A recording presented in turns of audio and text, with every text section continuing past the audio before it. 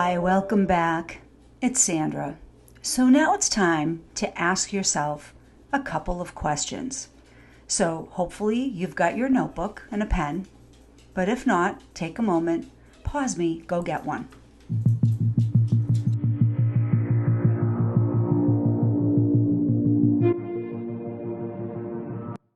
Okay, I'm glad you're back. So here's where the rubber meets the road. With pen in hand, I want you to think back on a few scenarios in your past and see if you can figure out what type of belief might have been shaped there and what were the circumstances around it. So let's take early childhood to maybe your teen years, 18. And if you look back, were your parents in a good financial situation or a bad financial situation? Were you with both parents or one parent? So was the family poor, middle class, or no, money wasn't an issue? What was the theme of money? Was it always scarce? Were you always told that there wasn't extra money for this or extra money for that? Or maybe you had a parent who was specifically frugal, even though they had means. Regardless of what the situation was, you are going to start putting two and two together and forming beliefs. And most of our beliefs are formed when we're children, actually from birth to age 7. We enter this world with a completely clean slate without any preconceived beliefs. Now you're going to hear this word tied in again a little bit more when I speak about neuro-linguistic programming, and I give you a short little chapter on that so that you can decide to read a little bit more if you want to. But it's a really positive language that we can speak to others and ourselves to really get what we want. It's the trick and secret of all the best negotiators in the world. So if you can learn to speak this language to yourself and to others, not only do your beliefs change, but it's possible that their beliefs may change for the better. You can influence somebody with your beliefs. So if your beliefs are good and they are truth, great things will happen. Here's where things go a little bit south. Let's say that just because you have a belief, it doesn't necessarily mean that it's the truth. It just means that that's what you choose to believe. Perfect example is with religion. So most people will believe that there is one creator and one creator only, regardless of the religion. That is their belief that there is one creator, either it being a being or whatever it's described in that particular culture or religion.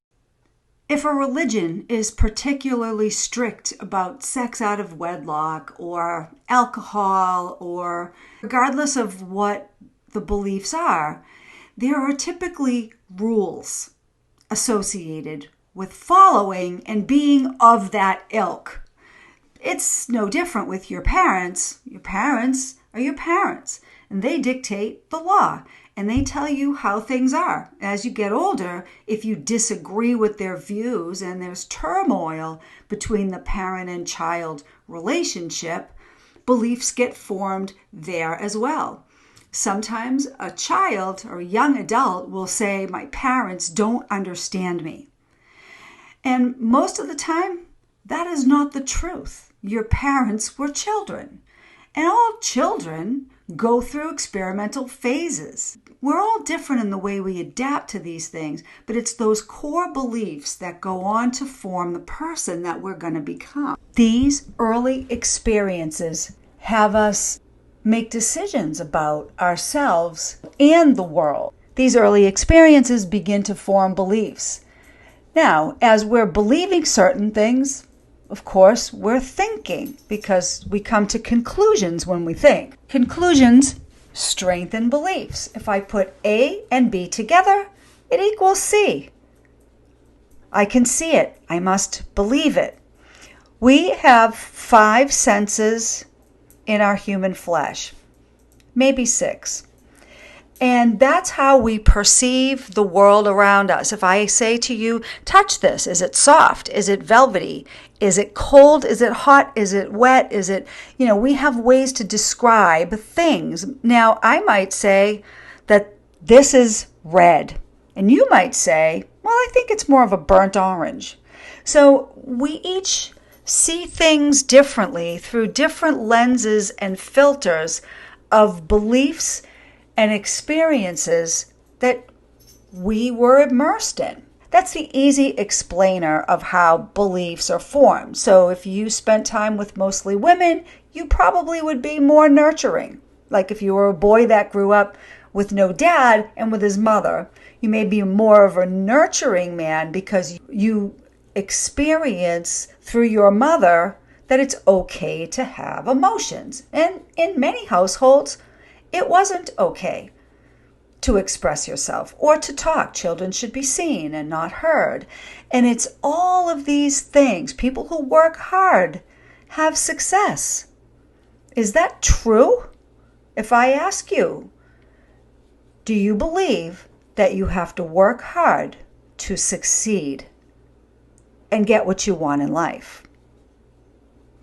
Most people would say, yes, they do believe that. But again, I can challenge that belief and I could say, yes, but is that true? Is it really true that you have to work hard? Because I know people that don't work very hard at all and have plenty of money. So it's kind of like putting Legos together. You can put Legos together, the same 150 Legos can create many different things. Each of us is different in the way our beliefs were formed.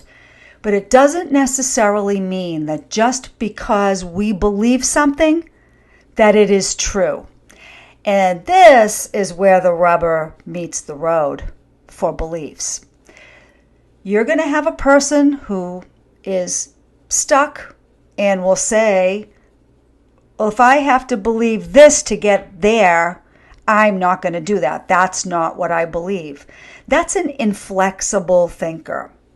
They are very rigid in their thought processes, and there's really not a whole room for waggle. In order for you to become the person you are meant to become, you need to have flexibility in your belief system. You have to be open to allow that a different set of rules, structures, occurrences, patterns would have to occur in order for you to get what you wanted. You would have to at some point decide, is it worth it?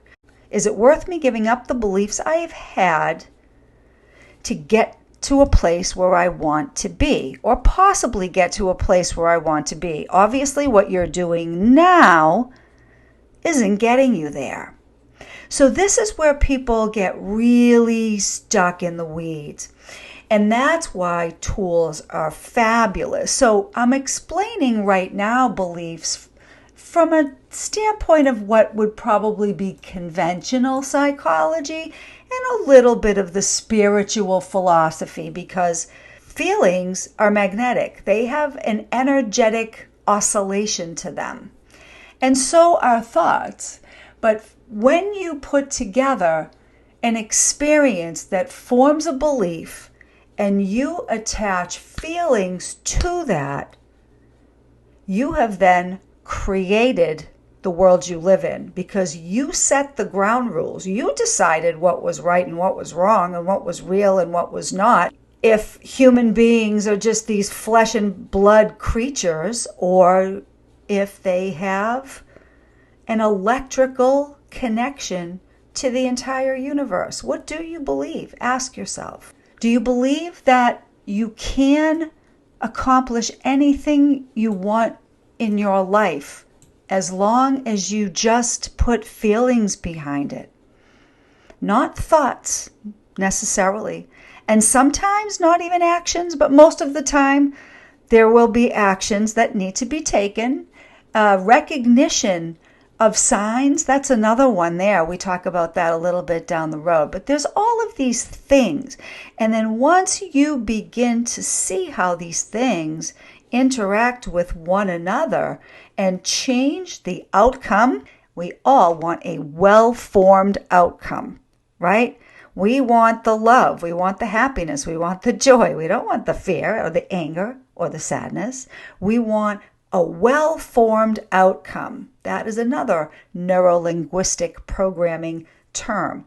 So in order to create a well-formed outcome, you sort of have to take some steps ahead of time and plan the actions that would or could occur should you take the steps you take to gain your success. So for now, just leave it to say that beliefs are going to keep us thinking and thinking things until they're solidified in our nervous system.